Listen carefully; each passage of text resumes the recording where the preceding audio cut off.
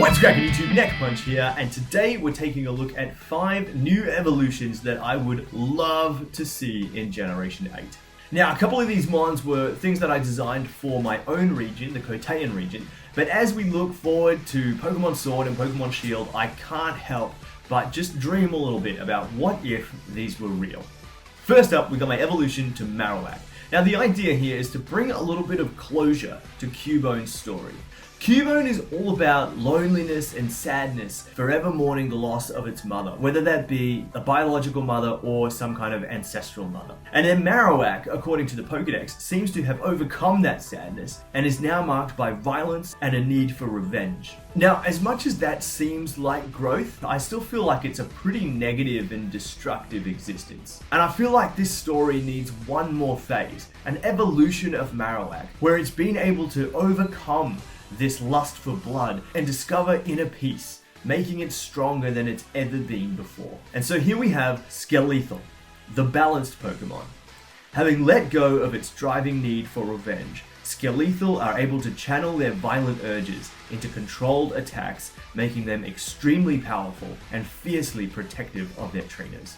I was intentional about making the secondary typing fighting rather than something like Dark or Ghost. And rather than turn the bone into a huge club, as is often done, I decided to make it resemble a bow staff, a weapon that's used by both warriors and monks, and which some believe was originally just simply a long stick used to balance buckets of water or baskets of crops. In Coteinn, you evolve Marowak into Skeletal by leveling it up at Murderfall Mountain, the brutal fighting pits of the Coteinn Savannah, where Emberlie and Emberlia evolve into Mountain and Mountainess. In Galar, who knows, maybe the wild area. I don't know. Sadly, since Marowak did get an Alolan form in the last generation, I do agree that it's extremely unlikely that we see an evolution to Marowak in this game or really in any future games. Nonetheless, I still had to share the design with you guys.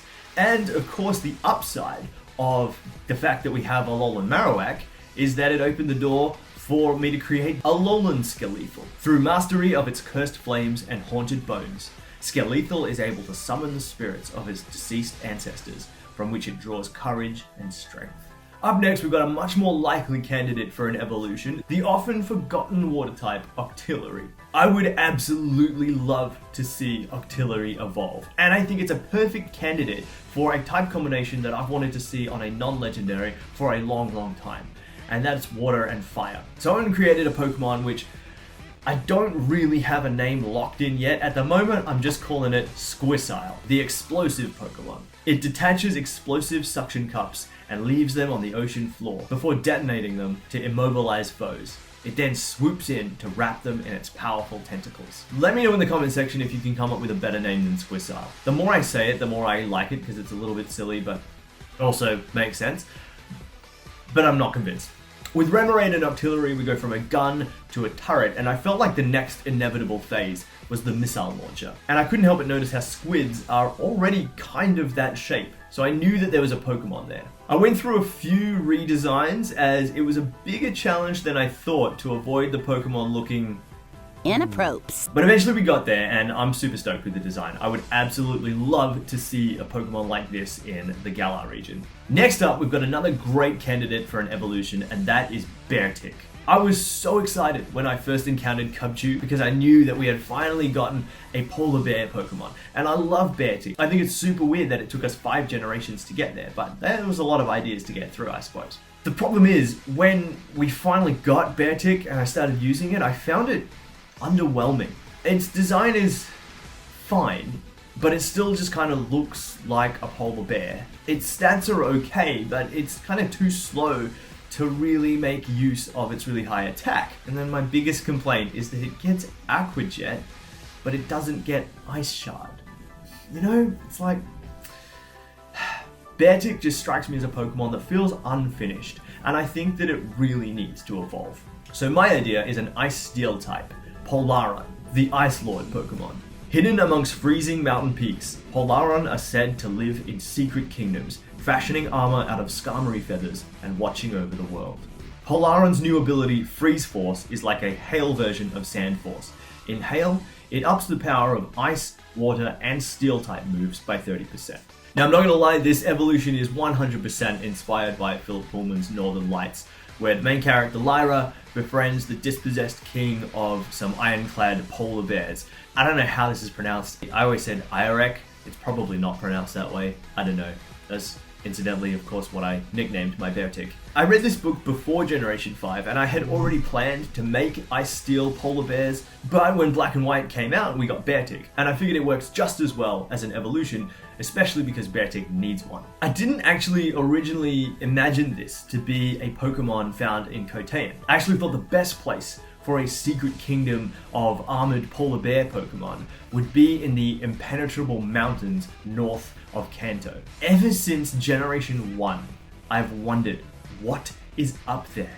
And yes, I agree that Sinnoh is north of Kanto, at least eventually, but I feel like there has to be some secrets hidden in the mountains that lie in between. And I long for the day when we get a Gen 1 or even a Gen 4 remake where we get to actually explore those mountains and find out what's in between the two regions. Maybe we'll get to go north and find this empire of armored bears. Or maybe it'll be White Walker Pokemon, who knows? And finally, we've got the Pokemon that we are all hoping is going to get an evolution in Generation 8, and that is, of course, Eevee. Now, Gen 7 made me think that more evolutions were extremely unlikely, particularly because it got a signature Z move, which really seemed to be making the point, this is all of Eevee's possible evolutions. It summons all of its evolutions. So I think it would be really weird if suddenly there's an extra one that just kind of got left out of the Z move for some unexplained reason. But Game Freak have been also driving the Eevee hype train pretty hard, and it's entirely possible that they just decide the fans want it, let's give it to them. So, you know, who knows? I'm hopeful. Now, last year I made a video with Kaycray about 2 evolutions that I designed for the Coteinn region. Side note, can we just take a moment and appreciate something? This is the trainer character that I designed for Kaycray to voice in that video. She's a scientist studying Eevee and evolution. And this is the new professor's granddaughter / assistant in the new game. I don't want to say Game Freak's watching my channel, but if they are, I hope they're subscribed with the notifications on. I hope they're watching this video and paying attention to all these ideas, because Game Freak have full permission to just include, let's do it, let's make it happen. Anyway, in that video, we looked at a light type evolution and a poison type evolution.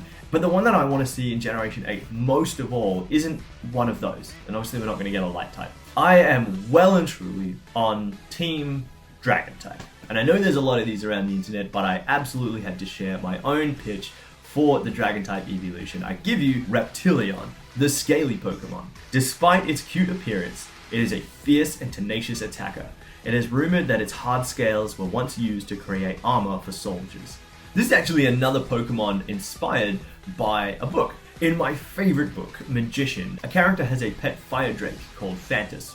Now, I don't know what a fire drake is supposed to look like, but it's described as a small, wingless, dragon-like creature that's small enough to be a pet. And Phantus's kind of aloof personality in the book is extremely cat-like. So I imagine a fire drake is essentially a cat dragon. Essentially exactly what a dragon type evolution would be, right? So I basically just drew what I imagined Phantus to look like, but I still tried to make it fit with the rest of the evolutions, which doesn't seem to be all that important these days, but we're getting off topic. I gave it Vaporeon's ears because I thought it was a bit weird that Vaporeon was the only evolution to have this kind of ears, and I thought the dragon type was really the only other type where I saw that style working. And I actually modeled it quite a bit after Vaporeon, but with a different shape on the end of its tail, but then I gave it more of a Jolteon-esque snout. I decided to give it multi-scale as an ability, because since it's a dragon type evolution of a Gen 1 Pokemon, I wanted it to share something with Dragonite. Like Flareon, I give it the 130 in its attack stat, but instead of the 110 going to special defense,